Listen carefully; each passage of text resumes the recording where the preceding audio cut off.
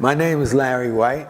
I work for American Friends Service Committee, the Quaker Group, and I've been working trying to get a collaboration with the Department of Correctional Services. I served 32 years when I came home, and while I was in prison, I developed a number of programs and different approaches to criminal justice, what we call non-traditional approach to social and criminal justice.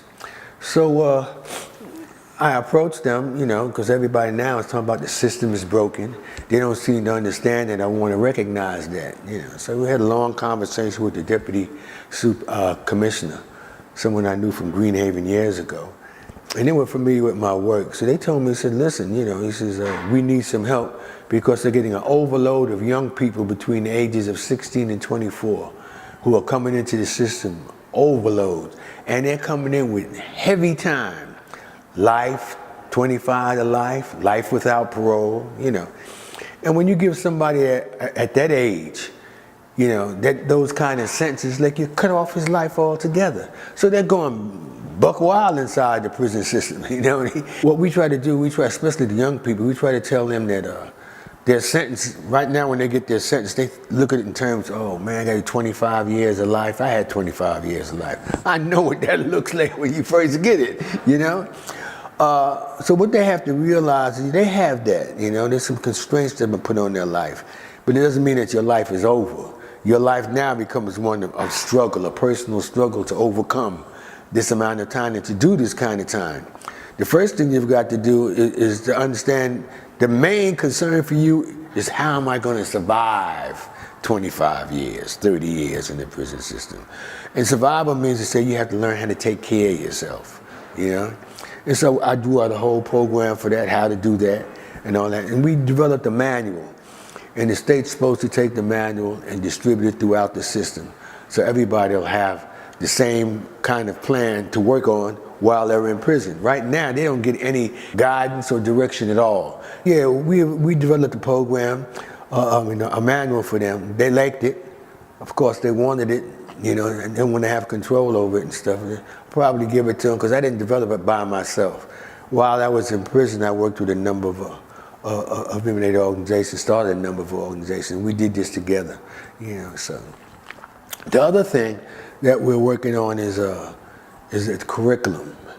And the curriculum has to do with having a person understand that the problem he's having is that he may not know what his potential is. And he may believe that he doesn't have a potential in the country the way it's running now, especially for the people we're talking about, So the thing is to try to have them understand that their life is a struggle, and the struggle is not one of violence or killing anybody and all that.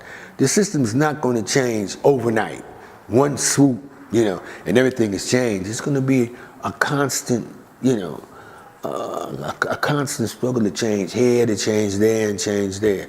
But one thing is certain, we have to open communications with the current people who control the system. The governor, the commissioner. At that level, most people don't even want to talk to the commissioner. I ain't down with that shit, So we opened up communications with them. We told them, we said, listen, we got some answers to some of the problems you have. And he loved it. He says, okay, no problem with it. Wrote out the approval for it and stuff. I submitted the first drafts, and he gave it to their department heads. Department said they didn't want nothing to do with it. First of all, who is this guy? This guy's a convict. This guy did 32 years. Just got out of prison. And you what? We're supposed to follow, Hell, they give me hell, man. But it's a process that they have to get used to. What they have to get used to now, the system is failing because the solutions that they're using are old traditional approaches to the problems, And the whole thing about rehabilitation, what that means, sure. And that's about it. That's my approach.